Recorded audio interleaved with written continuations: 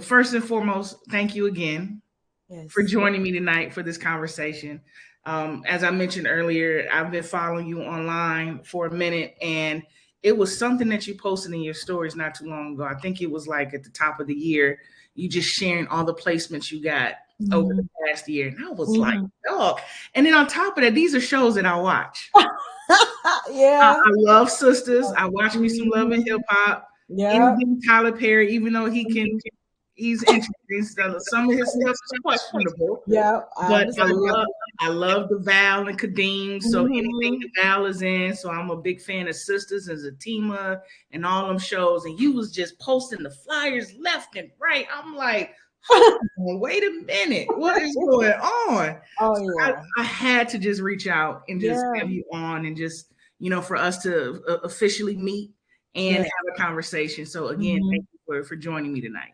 Thank you so much for having me. I'm so happy to be here. It's my honor to be here. No problem, no problem. So the first thing, well, if you could just give us just a brief introduction. I had the landing page with your bio and everything on Mhm. there, but I would love to hear from you in your own words. Like, who are you? What do you do?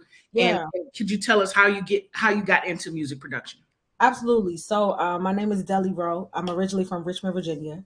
Got into music like a lot of people grew up in church, Yeah. singing in church. That's really like the foundation. I ended up going to a performing arts high school, and at that performing arts high school, that's where I really started to learn like Logic and Garage Band. That's Hmm. that's when it was introduced to me as a high schooler, and through college, I never really like majored in music, but I did go to different studios and kind of sit under the engineers and learn Okay. from them. Like I would like go wake up in the morning, I would go to class, and then after class I would be in the studio all night, and that was like my routine every day, or at least every week. And that's really kind of like how I learned that, hey, I think I like to write songs and do production more than trying to be a artist. Hmm. But anyway, graduated college, I ended up releasing like music on my own, just as an artist, really kind of just to see where I could go with it. I think at that time when I was releasing music, Instagram wasn't really a big thing. Yeah. YouTube was still kind of like the thing. Facebook was the thing, Yeah. but social media and the internet was kind of going through an interesting shift. And so, because of that, it just made it kind of tricky to be an artist. Like, I guess we didn't have the freedoms that we have now as an artist, where you could be on any platform and you could build your own community. So it was just kind of hard to navigate. And so, because of that, I was trying to find ways to really like be able to hone my craft as an artist and to kind of like maybe make some money doing it. Hmm. Hmm. And that's how I kind of found sync licensing through actually my distributor at the time was CD Baby. And CD Okay. Baby, I don't know if they still have it, but back then CD Baby had a feature where they would take your songs and they would pitch them or they would make them available for licensing. And Hmm. so in seeing that, I'm like, hey, what is this? And just went down a rabbit hole, and that's kind of like how I got to where I am now. Wow. Did research maybe like a year or so of trying to understand writing songs for TV. How does this work? How do I do this? Do I do it as an artist? Do I do it as a producer? Do I have to, pretty much all the ins and outs. And then from there, it was literally just watching TV shows and trying to replicate what I heard. Mm. And some of it was good, a lot of it Mhm. wasn't. Mhm. But that's Mhm. just the foundation of it. And then, eventually reaching out to people that I saw online that were getting placements and Mm. asking them to mentor me. And that's really kind of like what helped me to kind of get in the right direction. And then after getting mentors who showed me the way of doing things, I started hitting libraries or hitting production companies and production Mm. houses and supervisors myself until Gotcha. something hit. And then, here we are now with, all of the shows that I've been able to, Yeah. get placed on. So, um, Yeah. my story, like transitioning from church to school to being an artist to going more into the writing space and the production space. That is awesome. That is awesome. What year was that when you were on CD Baby and you submitted your music and got your first place? Man, this was like 2015, Oh, 2016. that was yesterday. That's what everybody say, but I don't feel like it. But we didn't have like I said, we didn't have everything. IG wasn't really super popping. Right. Not TikTok then. definitely wasn't here. Yep. So yeah, it just took a lot of learning and trying to figure it out. Yeah. Now, outside of the Tyler Perry shows I mentioned, what else have you landed placement on? I know Oh, Love and Hip Hop. What else? hmm So I just wrote this down yesterday. Hold on. Let me pull it up because I just wrote it You got it down. like that. You got to have a list. No, you know what? I'm working with a supervisor right now, me and a team of writers, and they're trying to get us to like do a whole show. So she wanted to know what we did. Gotcha. Oh Lord Jesus, I don't remember. Okay, hold on. Let me tell you. I'm gonna tell you right now. Where is it? I just had it up. Okay, so this is what I've seen thus far. So Black Ink Crew, uh, Mm-hmm. New York, Compton, and Chicago, Real Mm-hmm. Housewives of Atlanta, uh, Bar Rescue, Selling Tampa, Family Reunion, which is a Love of Hip Hop edition, the Mm-hmm. iHeartRadio Jingle Ball of 2021, Around the NFL and NFL Today. Both of those shows are on the NFL Network. Inside college football, Major League. I've had a couple Major League games. NCAA basketball and March Madness is about to come up, so I got a lot of work I got to do this week. Going to that, Wow. Zeus Network, a Baddie South, which is a popular. I think it's like a more popular show now with a lot of the IG girls. Mm-hmm. Southern Charm, Tyler Perry's sisters, Bruh and Zatima, Mathis Family Matters, Pawn Stars, which is really funny. Yeah. Um, Marion Millions. I said love it. You said love of hip hop. Hollywood, Atlanta, Miami, Jersey Shore, Big Three, basketball. Brett Loves Judy, Mm-hmm. Blind Date, My True Crime Story, $1 Million Listing. Another one I just saw on my cue sheet was Shawnee and Keon's Destination I Do, Mm. and the Demi Lovato show, which was actually on Roku. And then another one that I just saw was MGM. They have, which I didn't know, all of the MGM casinos, they license people's music in their casinos. So I saw that I had a couple of placements in there, which is really cool. Wow. Didn't even know that was a thing. So that's Me- what I got so far. I ain't been all over, but so far that's what I've Wow. seen. What would you say is your most successful one? Definitely Tyler Perry, because when Tyler Perry first started his like scripted shows, like when he first came on BET, I have a couple of friends that I went to school with who are like working his production or work Mhm. for his company, and so I have been trying to like reach out to them, like, hey y'all, who's the supervisor? Who do I contact? And they busy, so they didn't get a chance to get back to me, and so this had to be like right before COVID hit, because I think he started to release them like 2020 ish. And I'm like working, trying to figure out who I can reach, who I can find out. And I honestly forgot about it. And I had songs that I had sent to a supervisor, forgot I sent it to him. Next thing I know, I get on my ASCAP and I see that I had placed Sisters first.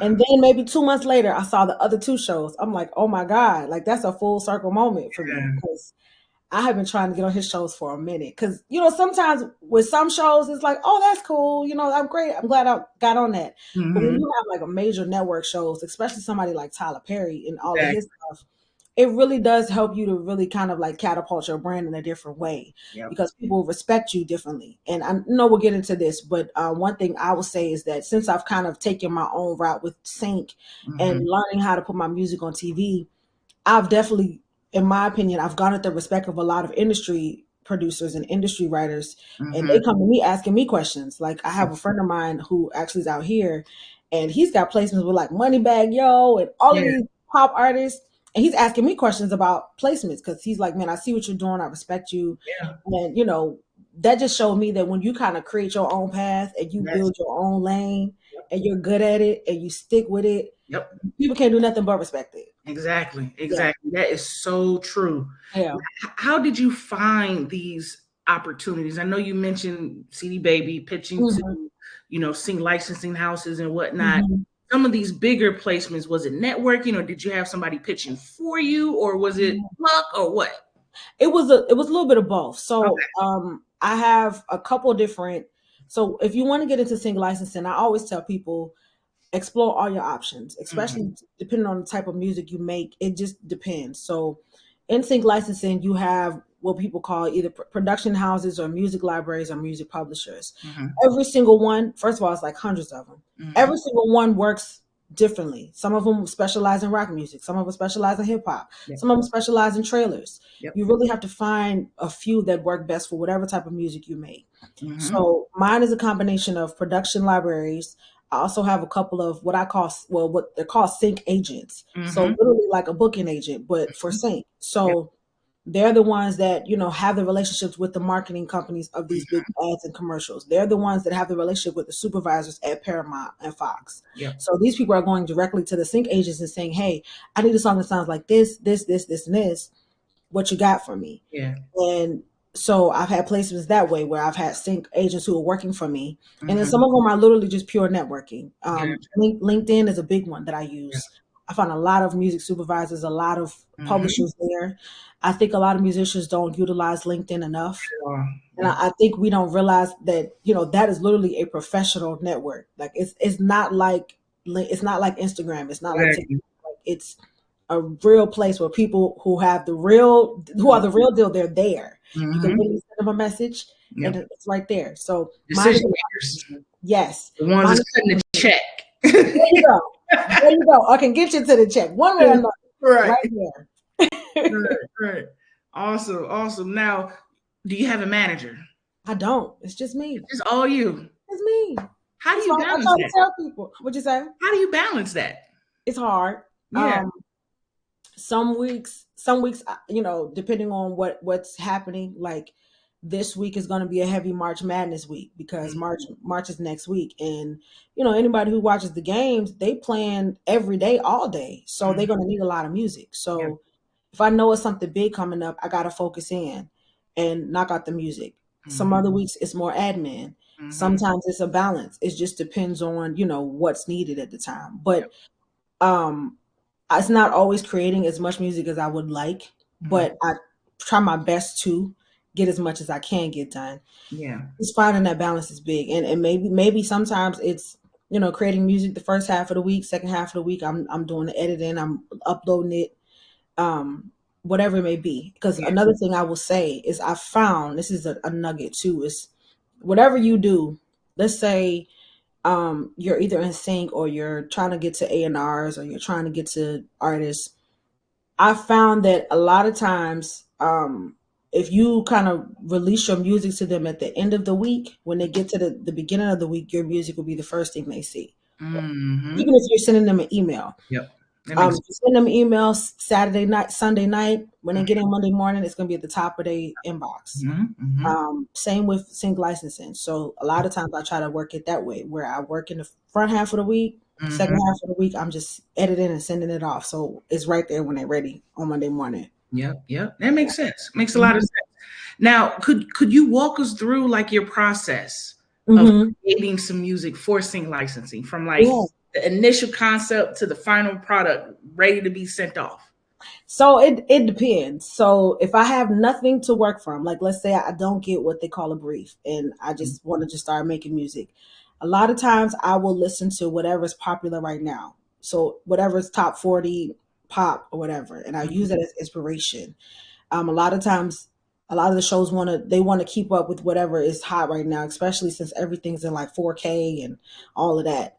So I'll listen to whatever's popular. I'll get an idea. I might write down some notes of like the instrumentation or using in the track. And then I just go to create something like that. Sometimes I have a hook for it. I'll just kind of go ahead and lay a rough demo for that. And I try to knock it out and go from there. If it's a brief, as in it's a request for a certain type of music, I kind of approach it the same way.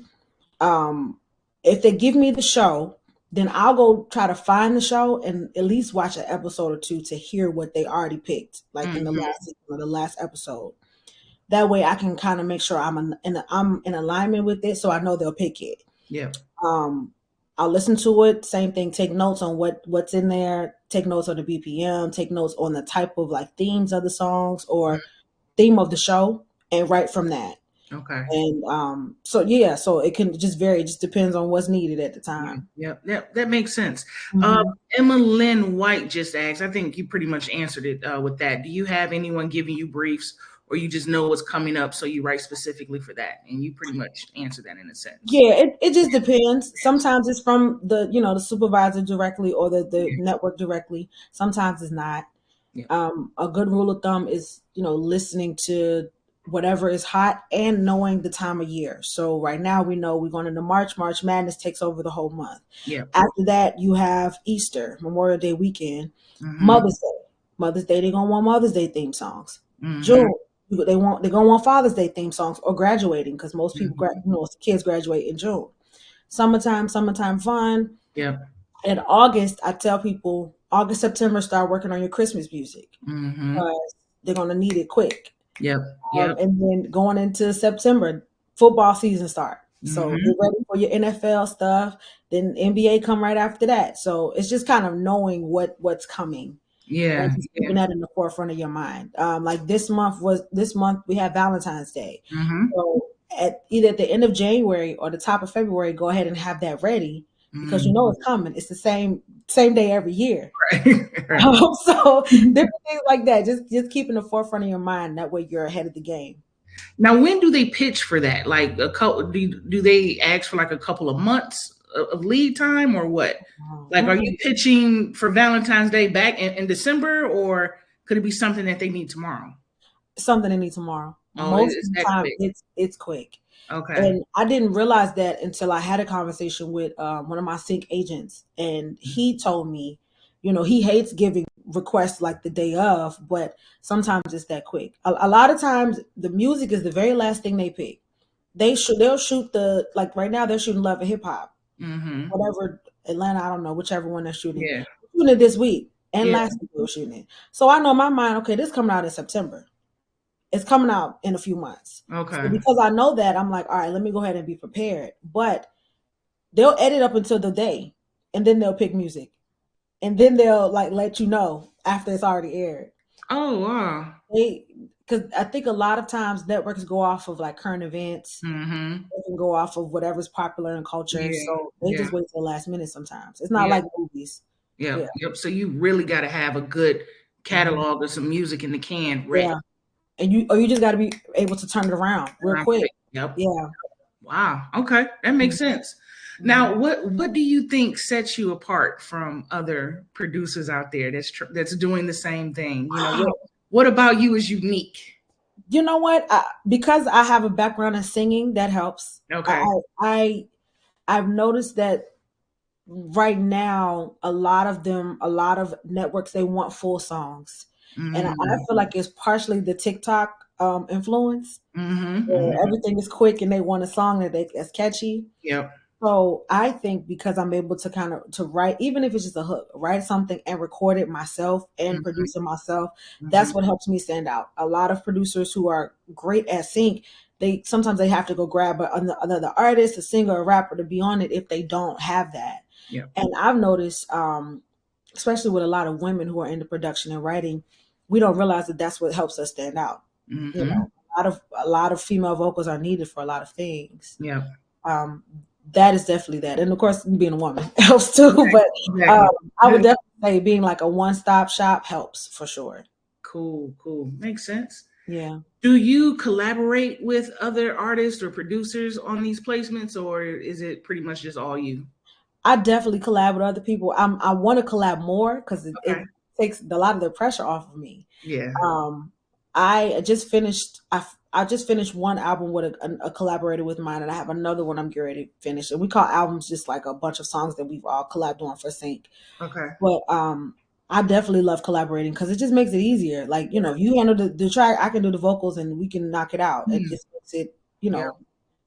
move forward quicker. Mhm. What do you Yeah. look for? What do you look for in a collaborator? I definitely listen to the type of music. Like I listen to the quality of the track. And I Okay. guess because my ear now has been trained to what works for TV, I Yeah. can tell. And a lot of times that just comes from experience. It's Yep. not really, something that I see a lot of new producers get. And that's okay because we all have to start from somewhere. Yep. But a lot of times, the more experienced producers, they tend to know what it needs to sound like.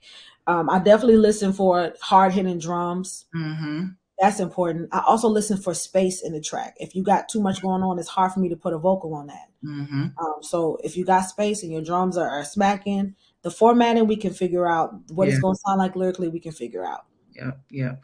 I hear that quite a bit. Like, if it's too much going on in the track, you got Mhm. it. You can't. There's no space for vocals, and it's None. ironic. Right before we started the live, I was watching a video where this producer or vocal coach was breaking down all the vocal tracks, or just all the tracks in general for Michael Jackson's and Mm. Scream. And Mm. that track had so much going on. And I'm like, oh my God. But it Yeah. worked. It worked. Yeah, but yeah, you know what? I don't know which other ones you've listened to from Michael, but like I listened to his acapella to Rock With You, and I listened to all the layers of what his Yeah. vocals are doing. Mm-hmm. And then listening to that and then listening to the instrumental, it's like, okay, they gave him the space to do it. A lot of That's space. important. Yeah, Yeah. that's important. And I think a lot of producers who maybe don't sing or write, they don't necessarily understand that. Yeah. The voice is an instrument. Exactly. It's the principal instrument. Exactly. Everybody has a voice. Yep. So when you allow space for that, what you think might be missing, the voice is going to bring in for you. Mm-hmm. Yeah. That is so true. Yeah, Mhm. because just thinking about what I was listening to and some of the other acapellas that I've listened to of his, it's like he has a whole full body experience when he Yeah. recorded. And Yeah. I'm like, you Yeah. hear him moving and dancing and getting into it. Mhm. And I'm like, oh my God. And they leave that in there. Yeah. It's just so amazing. It just gives the track Yeah. so much life, you know. So yeah, that when you said that, that definitely, Mhm. hit home for me. So can you talk about some of the challenges you faced as Mm. a Black woman in the Yeah. music industry? It's Yeah. History Month, so we got to talk about it. So, what are Oh some of the yeah. challenges? You know what? It's been interesting because um on one side, like when I was first getting started, nobody wants to work with you because they don't know what you can do. Yeah, So I had to kind of build my own thing for people to get it. yeah, Now it's like the guys respect you, but some of the the women artists are hard to work with. mm-hmm. I've heard a lot of other like women who work with women engineers and stuff say the same thing. I'm like, dang, why be so difficult? Um, Also, I mean, being in the music industry, it's just hard. It's hard for Black women. It's hard for Black women. Period. It really is, especially if you're trying to do something that's not R&B Yep. or hip hop. If you're Mm-hmm. trying to do sync, if you're trying to do pop, especially if you're trying to do country, it's just hard.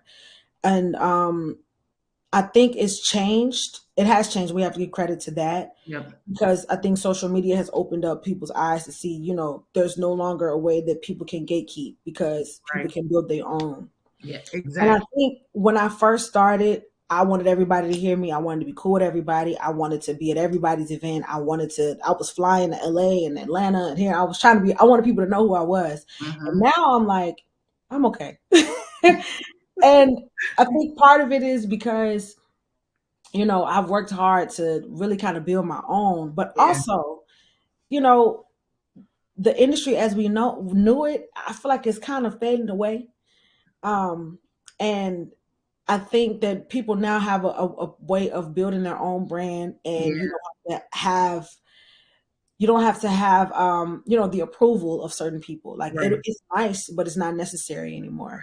Another thing I think that I have run into, I've definitely had like sexual advances. Mm-hmm. You have to navigate that Mm-hmm. in a way that you don't hurt yourself. Yeah. Um, I think that's part of the reason I kind of started to learn how to produce on my own was to Mm-hmm. avoid having more situations like that. Mm-hmm.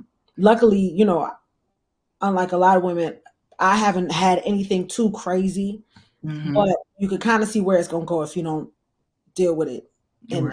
in the, first front. So I would say, navigating those, also just garnering respect. Yep. But the way to me, in my opinion, to get around it is just building your own. Just Mm-hmm. don't even try to look for anybody else to give you anything. Figure it out for yourself. Mm-hmm. Yeah. Yep. I was watching your Q&A part Mhm. two, and you had mentioned that like you were able to overcome some of that just by Yeah. remaining independent. Yeah. And I'm like, girl, I feel you. I understand. Yeah. Yeah. Mhm. Yeah. Yeah. Staying independent. And it's a lot of work. It's hard, but it's rewarding Yeah. because you know that you put in the work. You didn't have to do anything that compromises who you are morally to get what you want, you Right. know. Right. But definitely keeping your independence. That's big. That's Yeah. super, super important. Mm-hmm. Makes sense. What was the craziest thing that you experienced? And how did you Oh man. yeah, I give remember me there was this one studio owner. and I think he wanted to start himself. I think he wanted to start a label or something. Mhm. He wanted me to be on the label, and he also had a studio. And so I knew one of his engineers, and I just asked to book time with the engineer. So I did, and I recorded a song, Mhm. and I was like, "Hey, session's over. Can I get the files?" The studio owner, because I didn't want to sign his label, he kept my files and would not give them to me. Like, I literally paid you for Right. the session. How you not gonna give me my files? Oh, But I mean, fast forward, that studio is no longer open. So well, there you go. cannot do bad to people. It's not gonna work. It comes back around. It does. But that was the craziest thing. I'm like, what? But Yeah. yeah. Wow. I hear that a lot. Folks holding the files Mhm. hostage Yeah. for something in Yeah. exchange, and it's like, no, Yeah. I paid you, Yeah. so Yeah. I give did me my what I job. paid for. 100%. Yeah, insane. Now, how have you adapted your approach to production, like during COVID and the pandemic? Like, did anything change for you during that period that you still do today?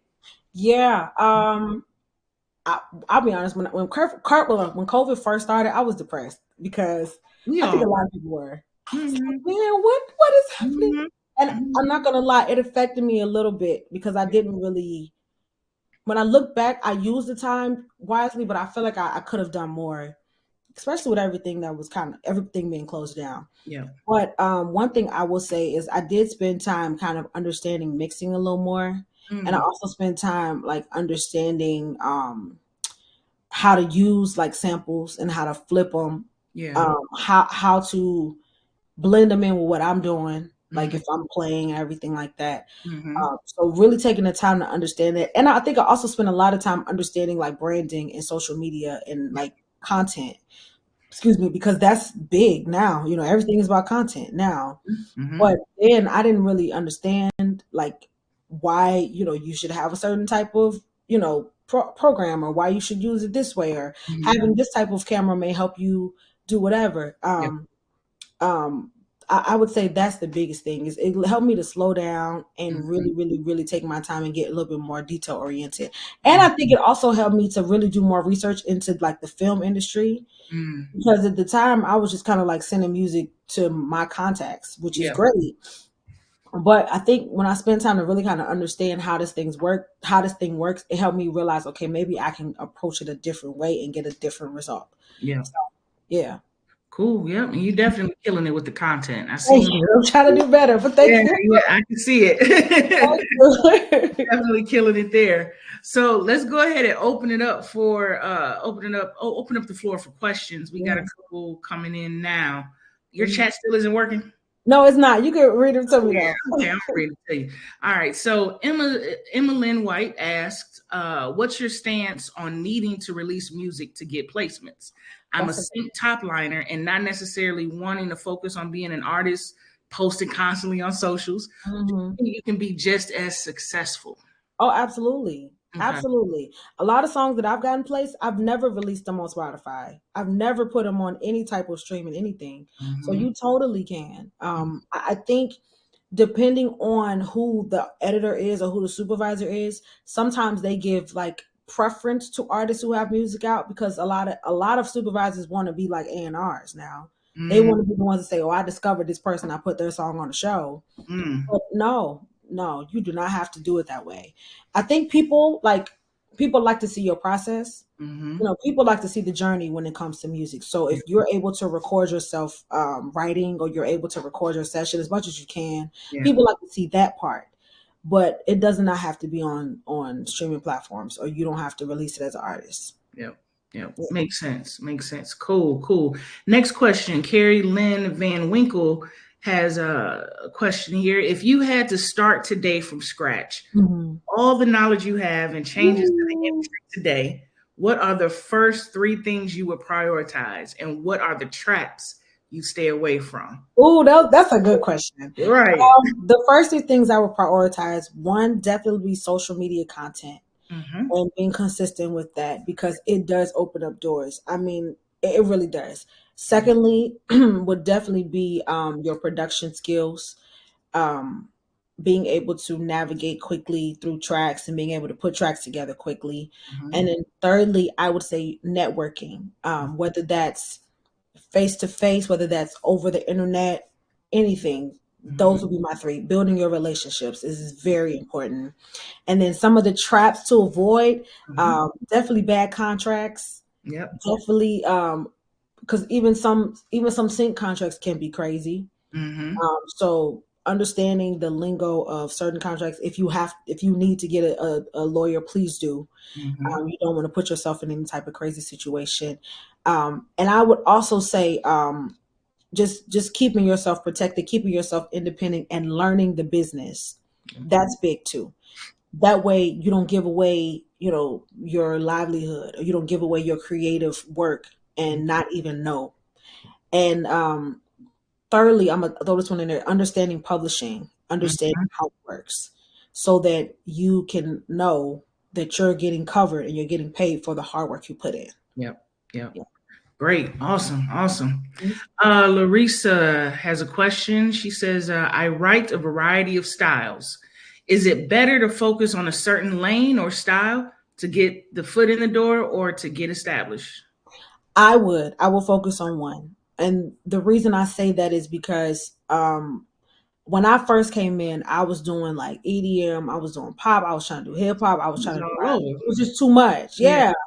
But I think when you hone in on one, you can be like the master at that, and you're the go-to person for Yep. that. Yep. So I would recommend just having one that you're really good at, focus on that. Now you can keep other styles, Hmm. maybe do that and build that up as you grow, but focus on one when you're first trying to get your foot in the door. Yeah. Be known for the one thing. Yeah. Yep. Yep. Makes sense. Hmm. So, yeah, if you guys have any other questions, go ahead and drop those in the chat and we can go ahead and get to them. I have another one for you. Yes. What advice would you give to like an aspiring producer or even an artist right now? Hmm. And what are some of your goals for the future of your career? That's a good question. Right now, music is in an interesting place. Tell me about it. It's very interesting right now, and I can say that just from watching the Grammys a couple weeks ago. Mm-hmm. Um, so my advice would be, first things first, define what your goals are. Do Yep. you want to be an industry artist, or do you want to be independent? Mm-hmm. That's a big question to start off with, because that will determine how you move. If you choose to be an industry artist, you have to know what comes with that. Yep. That may mean you have to play the game. Yep. It may mean you have to put yourself in certain positions. That may mean you have to do things you don't want to do. Mm-hmm. So determine that first. Do you want to be independent? Do you want to be industry? Mm-hmm. Another thing I would say too is also get started on that social media. I keep saying it because it's big. Like, Big. uh, but make sure whatever you're doing with social media, it relates to your music. Don't just get on there and do like the silly stuff on TikTok or the dances. And that stuff is good every now and then. But if you want to be an artist, make sure people know you as an artist. If you Right. want to be a producer, make Right. sure people know you as a producer. Right. That's important because a lot of people, you see it a lot. I see it on TikTok all the time where they make the funny videos and Mm-hmm. yeah, they kind of relate to music, but when they put their music out, nobody pays attention because people know them as the comedic relief person for Yep. music. So make sure that whatever you're doing, it's consistent and your brand is the same across the board. Mm-hmm. Some goals that I have for myself, I'm trying to land a couple of commercials. I want to get a couple of ads, like, whether that's Pepsi or whatever it may be. Um, so transitioning a little away from TV and more into the ad space, but still keeping the TV up, of course. Um, I eventually want to release my own stuff as an artist, and I want to be able to release the stuff that I'm putting out in sync as an artist, Mm-hmm. because I know a lot of people ask about that. So it Mm-hmm. just depends on how it's set up. Some stuff I can't release it as on Spotify because of however the contract's set up for sync. Right. Right. But that's another thing. And then thirdly, down the line, I want to be able to open a studio up to where I can do stuff like this and teach people Mm-hmm. how to be your own, pretty much your own music mecca, like whatever that is. Yep. That's down the line, but those are some of my big goals. Is just continuing to build up my placements, and then eventually, transitioning it to more into education and teaching people that way. Awesome. Awesome. Yeah, I thank actually you. think that's the direction that, the industry is going in, I independent think so too.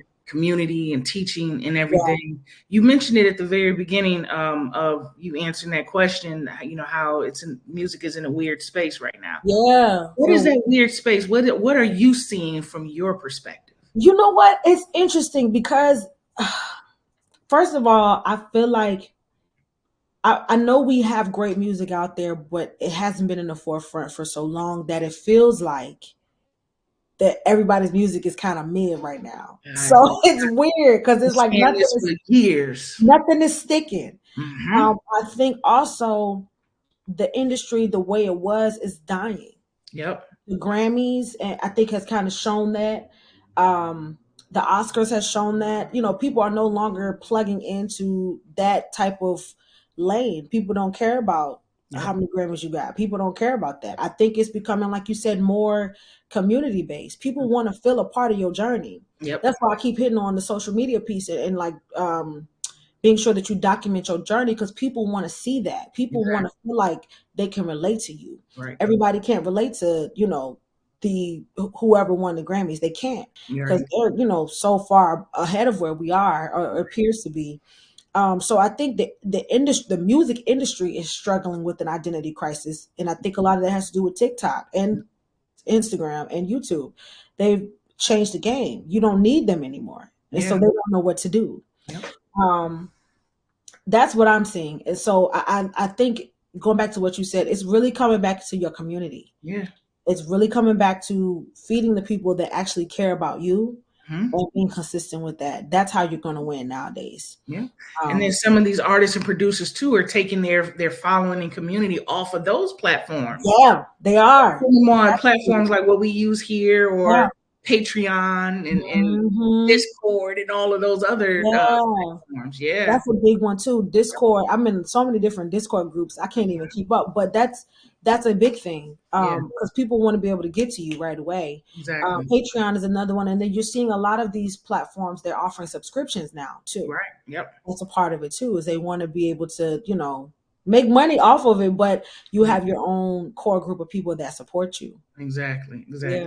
It's a lot. I think it's a lot. I feel like in a minute we're going to need our own bank account, just for like a separate account for all the subscriptions. Yeah. Because it's like everything is, you know, a subscription, a monthly subscription for everything now. So yeah, that makes sense. Cool. We got a couple of more questions, and again, if you guys have any more, drop them in the chat so we can knock those out. So we got Larissa again. She says, I have some meetings coming up about sync and publishing. Any good questions that I should have prepared for them? Good question. Yeah, I'm an independent artist and want to continue to be so, but I wanted to use sync as an outlet for other styles that I write. That's good. So first things first, I would ask, you know, you can ask them, like, what are your requirements when it comes to placing music with you? What do you need from me? Then I would say, what are your splits? Is this 50-50? If so, how do you pay? Do you do upfront money? If you do upfront money, like let's say somebody offers me $10,000 for a song, is it 50-50? Is it 70-30? Whatever it may be. Thirdly, I would also ask, how long is the term of this contract? Is it in perpetuity, meaning forever? Is it something that I can renew in a year? Is it something we renew in 3 to 5 years? You need to know that. And then also, is this exclusive or non-exclusive? That's a big one. If it's exclusive, that means that, you know, only that person can shop that song for you. Or if it's not exclusive, I can shop it with you. I can shop it with someone else over here. Those things are important to know, because, you know, sometimes when you're working, and it depends on the person, sometimes when you're working with exclusive libraries, you do see more placements that way because they work harder for you. However, you can only work that song with them. So I tell people, you know, depending on who you're working with, if it's something you just love, like a song it's so near and dear to your heart, don't send it to anybody exclusively. Just work with a sync agent, which most of the time they're non-exclusive. They can just shop it, you know, so you can get whatever you need to get up front, but the song is yours. You may not get as many placements with that because it may not fit exactly what the sync agent is shopping for. A lot of times sync agents are working for very specific things. But it's good to have a balance. I also would say, you know, Ask them what is their expectation when it comes to how much music they will be needing from you as a writer for them. Do they need you to submit every week? Do they need you to submit every month? Is it as needed? Can you, is it only for certain briefs? Is it, a quarterly thing? So ask them that to the frequency of music that's needed. And then another question would be, what the last few placements, what kind of styles were those placements? Because every sync agent or sync library doesn't work well for every genre of music. Yep. So if it's not something, if you don't write what they're placing, that might not be a good fit for you, because then you'll just be sitting and your music will just be there. So be sure to ask that question too. Great answer. Yeah. Last question. Emma would love to collab with you. Oh, sure. What's the best way to reach out? Girl, send me a Instagram. So Instagram. I don't know if I can type drop it in the chat. I got okay, you. I was gonna say I don't know how to do I got you. Yeah. So IG or my email is info@delirowe.com. Either one. Okay. So I'm gonna drop that in there for you too. Y'all can email me. That's no problem. All right. I like to protect folks' emails unless you tell me to. That's fine. Cool. Let's see. So just drop the Instagram and the email in the chat. I'm trying to think, is there any other last minute questions you guys may have? Emma says, thank you so much. You're welcome. Such great info. Absolutely. Yeah, this was very informative. Extremely informative. I appreciate it. I do have a question though. This is my own personal question. In regards to social media, because I'm real big on branding, social media, putting out content. And I know a lot of artists, I fight them all the time because they don't want to put out content. And I'm like, what is going on? Like, this is part of the job, It is, yeah. So how do you do it? What's your process to creating content? You talked about your process as a producer, but what's your processes for when it comes to content? So one thing I try to do, I try to come up with just ideas. So I may have 10 ideas. I try to write them all down, figure out which ones work best, and then I do batch recording. Whether that's I take a week or 2 days and I just shoot content for the week, and then you may take another weekend just to edit everything, so you can just go and just upload. I would also say just kind of learn how each platform works. Everything right now is short form. Yep. So the good thing with that is you could, whatever you post on TikTok, you can post on Facebook, you can post on YouTube. Yep. So that makes it easier. But definitely write out a list of ideas. If you know you're going to have a session, just be prepared to record something in it. Literally everything can be content. Even us, this conversation, it's content. Yeah. When I reached out to her, just to let you guys know, when I reached out to her, she asked, "Is this going to be recorded?" I'm like, "Yes, indeed." And I will. Exactly. At 100%. So I would say just start to write out ideas, and then take a day or a week, however much content you need to shoot, and just shoot everything. That way you got stuff for weeks ahead. Yeah. And then from there you can also do what's it called, like the written content. If you just have ideas, like a lot of people see the like on Instagram, people take like fake tweaks, or they put their Twitter name up and they write whatever they want to write. That's a piece of content. It don't even have to be video. Anything like that is something you could do. But write your ideas and then batch record it and go from there. Do you have someone editing your content, or is that you? It be me most of the time. I want to find somebody to help me edit. You do everything. Oh my goodness. You know what? I found a way to. I found what works for me when it comes to editing. Okay. But I want to find an editor. I know you can probably go on Fiverr and find somebody to do it. I know the folks on Fiverr, they don't have swag. They don't have this. They don't have the sauce. That's another thing you could do is maybe find like a college kid and get them to do like a bill with you or something. Like give them 10 pieces or something like that. There you go. But just find somebody that loves it and they can help you out. Yeah. But and then of course, like all these apps is out now. There's easy ways to do it. I think another popular one I think I got is called InShot. I think InShot. Yep. I have that one. Yeah, InShot is a good one too. Yeah. InShot, CapCut. I think those are like the top two. And iMovie if you got an iPhone. Yep. Yeah. Exactly. Cool. All right. No other questions. So, Deli, again, this is a pleasure. Thank you. Thank Man, you for such having me. great answers. Yeah, like I've watched your videos and I'm like, oh, she's cool, she's dope. This would be good. But knowledgeable, insightful, and Thank you so yeah, much. I appreciate it and much success to you. Like I said, you're killing the game. I love seeing it. I love seeing us killing Yeah. the game in Yeah. this industry. So yeah, I just love what you're doing, and I love that you found the lane and the niche, and it's working. Yeah. So yeah, definitely keep up the great work, and congrats to all your success. Thank you. And thank you so much for having me, Patrice. Thank you so much, Appreciate it. everybody, for joining. Yeah, And I love what y'all are doing here at home. And I just so keep up the great work as well. Thank I you so much. appreciate it. All right, well, that concludes this episode. Again, thank you, you guys. If you want to catch the replay, it'll be posted here shortly. I'll send you the video as well once it's Okay. uploaded and done doing Thank its you so much. thing. And then yeah, we'll touch base offline. Okay. Thank you so All much. right, Have a no good one, problem. y'all. You guys have a good night. Bye. All right. What's up, baby? What? It was like an interview. I don't know. I don't know what you mean by that. Because they have they say education and stuff.